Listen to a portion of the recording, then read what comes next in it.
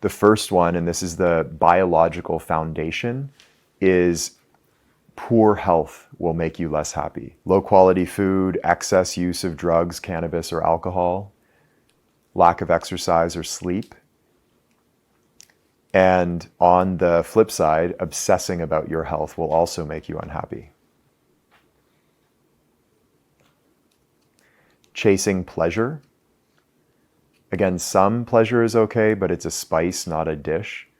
Too much of that spice will kill the dish. And as Andy said, if you're chasing pleasure all the time, your bar for what pleases you decreases, or rather increases, to catch up. You need higher highs each time. So chasing pleasure, there's an Alan Watts quote I wrote down: the secret to the enjoyment of pleasure is to know when to stop. Excess inputs. So too much social media, TV shows, even like podcasts and books and stuff, just too much of anything you're putting into your mind, but especially the stuff that spikes dopamine. It's again the leaky bucket. Even as you're filling it up, it's leaking out the other side.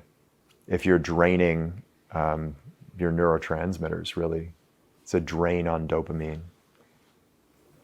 I remember you saying your first 2-week break was just a TikTok doom scroll. Yeah. Like, how happy were you then? I wasn't even unhappy because I just felt like a bot. Yeah. Yeah. Sacrificing integrity for short-term gain is a slow poison to your happiness. Repressing or avoiding emotions, and at a more extreme level, unresolved trauma, will make you less happy. Marrying the wrong person or being in an incompatible long-term relationship will make you a lot less happy. When I was a kid, my dad's office had a plaque with like 25 rules for life, 25 things that will like determine how happy you are in your life. One of those like things you buy at a store to put up in an office. But the very first one, and I saw it every time I went into his office, was marry the right person, which is hilarious because my parents got divorced. But that always stuck with me. Not enough social interaction. That's relative because different levels of social interaction, different amounts of social interaction will be necessary for different people. If you're introverted, maybe a bit less. If you're extroverted, a bit more. But it's the right amount of social interaction for you. And a universal factor appears to be that people who are happier have relationships, even shallow social interactions. Talking to people at the grocery store have been studied and shown to produce more happiness. Andrew Huberman has talked about this recently. There was a Harvard happiness project. It's like an 80-year study on happiness, and they were trying to find what correlates with happiness. And the number one predictor was relationships, social relationships. Chasing money just for the sake of chasing money. So when money is not tied to a larger vision, larger goal, a higher ideal, if it's just money for the sake of money, over time that will act like a slow poison. And Dave Chappelle had this quote. I don't think it's factually accurate, but he got his point across. He said, 50% of the world lives on less than $1 a day, and half of them are happy. I know 20 billionaires, and all of them are miserable. That's what Chappelle said. Again, I don't know if that's factually true, but you get the point. And it's not true that like money doesn't buy happiness, or money is the root of all evil, or any of that shit. That's two-option fallacy. Money doesn't buy happiness because happiness can't be bought. It's not a commodity. But money can buy relief from financial pressure, which can certainly relieve unhappiness or make you more happy. And money can also buy experiences that make you happier. Money can buy freedom. Money buys all sorts of things that have as a byproduct happiness. And money can buy misery. If you fill your life with shit that doesn't matter, your life will be full of shit and you will be less happy. Doing work you find meaningless without working towards work that you love. So if you're working at a job you find meaningless, that's a phase of life many people go through, and it's a perfectly valid one. But if you do that without also putting in that extra hour a day or whatever the amount of time is towards a greater vision of doing something that you love, that over time will make you a lot less happy. Has anybody seen How I Met Your Mother? How I Met Your Mother? You want to play a clip? You remember Marshall? Marshall Erickson is like one of the main characters and is an environmentalist at heart, and then works for this big law corporation that's like polluting the environment and protecting people that do. So good. This looks great, guys. But I can't believe you let Ted hang his jousting lance from the Renaissance fair on your bedroom wall. Yeah, that's Ted's. Hey, Roger, how's your job going? My chair is reasonably comfortable for short periods of time. Marshall has decided to say only positive things about being back in corporate law. So you hate it? Much of what I do does not make me cry. The job's only temporary. Marshall was offered the judgeship once, and he turned it down for me. So karmically, that phone has to ring again. And even if it doesn't, today when my boss threw his egg salad sandwich at my face, some of it got into my mouth. It was tasty. Yeah.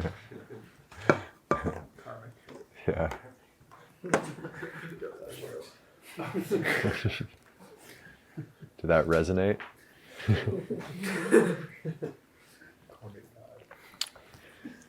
Financial stress will make you less happy, but more specifically, a lack of clarity and organization of your finances will make you less happy. So simply organizing your finances and getting a clear picture of your finances will relieve some of that financial stress. Uncertainty is something we are wired to feel uncomfortable about because uncertainty is a threat to our survival, and finances, money, is like survival tokens. Stuff that we use to survive and survive better. So again, getting clear on your finances will make you more happy. Chasing status and or validation, which means valuing the opinions of others over your own. Another Alan Watts quote, trying to please your ego is like trying to drink through your ears. Or said another way, it's like drinking salt water to quench your thirst. You just get thirstier the more you drink it. And the way through this, by the way, is just to notice when you're seeking validation, when you're seeking status over other people. Notice when you're doing that and just don't do it. Just don't say the thing that you're trying to get a reaction from. Just starve out the impulse. And what your system will do will self-generate its own ways of validating itself. When you notice yourself doing things that you believe in, acting in ways that you're proud of, you will validate yourself in a healthy way and not need an outside source of validation. That's how confidence is developed long term.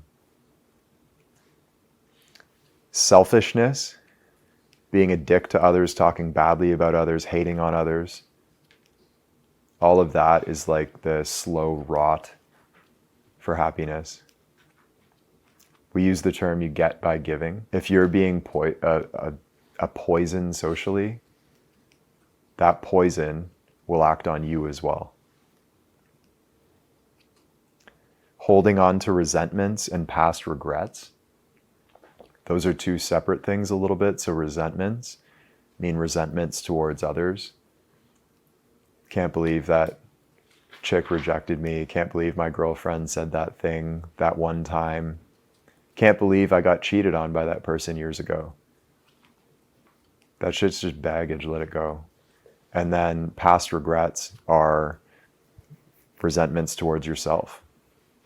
Not setting clear boundaries with others, being taken advantage of by others is a slow poison. We mentioned setting boundaries early and immediately in your relationships, not aggressively, but firm. Training others in how to treat you. Allowing others to influence the major decisions of your life. What job you get, where you go to school, who you marry. If you marry a chick because your friends all think she's hot, it's probably not going to end well. If you get a job because your parents tell you you have to be a lawyer, you have to be a doctor, it's probably not going to end very well, assuming you don't want to do those things. There was a book written called 5 Regrets of the Dying. 5 Regrets of the Dying. And it was a nurse who treated terminally ill patients. And she wrote this book about the thousands of conversations that she had over the years, many, many years working with the terminally ill. And she wrote down the 5 things that they regret the most. I'll share those at the end, but the number 1 regret of the dying was, quote, not having the courage to live my own life. The number 1 regret that came up over and over. Living in a toxic environment or spending too much time around toxic people. Frat boys. That one's pretty clear. Of course, some of us live at home with our parents. If our parents are sometimes toxic, if we have family that are sometimes toxic, that's difficult. It's difficult. Living out of balance for extended periods. Balance is relative, so what's balanced to one person may not be balanced to others, but finding the balance for yourself. We were speaking about how you guys, after basketball, you had a blend of purpose, discipline, relaxation, social relationships, time alone, time learning on your own. A balanced life is going to result in long-term more happiness. Of course, that balance being relative to each person. When I was starting EGT, I think I shared this week, when I was starting EGT, sleeping on the floor of a student house basement, rolling out of bed, working all day long, not partying with my friends, not really having social interactions, just grinding. At the end of that phase, I think the business kicked off around month 9, and then by month 18 or so, a year and a half in, I was feeling horrendous. Horrendous, and living way out of balance, all work, very little training and exercise, a little bit, but not too much.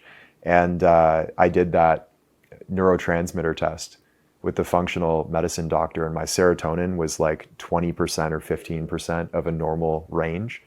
Like, shit'll fuck you up if you do it for extended periods, and sometimes that's the price to pay. I'm glad I did it. But there is a rebalancing act that has to happen. And in the couple years after that, for about 18 months, 2 years, I did a lot of partying, a lot of socializing for the first time in my life. And it was like this sort of pendulum was swinging back towards the middle. So keep in mind, any period that's out of balance will have a counterbalance ultimately. Indecisiveness has hesitation and overthinking. There's a quote, overthinking creates more problems than it solves, and action creates clarity. If you hem and haw and sit in indecision without moving forwards, that will make you less happy. Almost there. Poor life philosophy, nihilism, cynicism, dogma. We all have a philosophy. Many of us haven't identified it and clarified it, but our mind is running a program of some sort. That's guaranteed. So identifying and being clear about the philosophy you live by, what you believe, is very important, and your beliefs will directly affect your happiness. If you're believing nothing matters and that life is inherently meaningless, nihilism, that's a partial truth, but it's not the whole truth, and it will make you less happy. Cynicism as well. religious dogma over the long term will be like a weight dragging your happiness down. Too much spiritual work before you're ready, meaning deconstructing your ego out of ego, trying to progress spiritually because your ego wants to be more progressed spiritually. You can see that's a contradiction, right? Spirituality is about transcending the ego. So if your ego is trying to push your spiritual development, not going to work and will long-term distort your happiness. So my advice to all of you being younger is don't get too spiritual too soon. The balance we strike here is a good one, but going beyond that, full-blown actual monk mode, probably not the time for that unless you feel genuinely called, and you'll know when the time is right. Expecting an end result to make you happy. Happiness is determined by a sense of progress, not your position.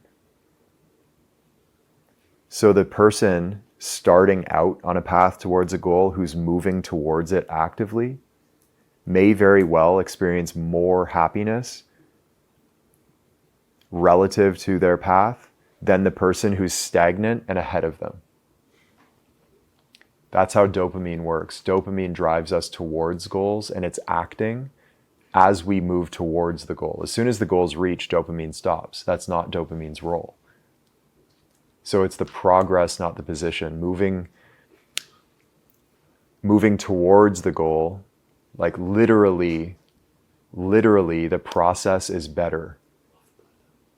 The journey is better than the destination on a neurochemical level. So expecting any end result to make you happy is futile, and if the path is the enjoyable part, then don't choose goals that have a path that makes you unhappy. If you think that at the end of some miserable path, the destination is going to make it worth it, it literally will not. It does not work that way. Expecting the same things to keep you happy forever. As you progress through the stages of spiral dynamics, the stages of human development, what makes you happy at one level may be different at the next level. And so if something you're doing right now, watching 4 episodes of Game of Thrones, whatever the case may be,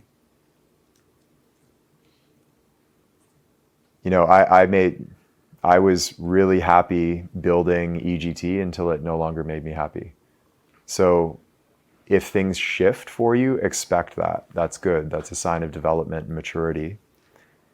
And finally, last one, this is kind of at the root of it. Resistance to any form of experience. In other words, not accepting the present moment exactly as it is will make you less happy in that moment. A full acceptance of the present moment, if it's unpleasant, is inherently a positive experience. Grieving fully, as we said, is a profound experience. Resisting your grief is a painful experience. And then on top of that, if you have a really beautiful, powerful experience, and then you try to hold on to it, you lose it. That's just the reverse of resistance. It's resistance in reverse. So resisting any form of experience, not accepting the present moment as it is. As a bonus, 5 regrets of the dying: not having the courage to live my own life, not keeping in touch with my friends, so not enough socialization, working too much, not expressing my feelings, and 5, not letting myself be happier. The bottom line here, as we said, happiness is not a choice. It's a series of choices that ultimately lead to happiness. And the underlying principle of this whole talk is make a study of what makes you happy. You have every right to design your life in a way that makes you happy and live it that way, regardless of the demands of the external world. That doesn't mean, of course, you're never going to do things that you don't want to do, or you might have not have to do things in service to a greater goal. All of that is true, but ultimately, the trajectory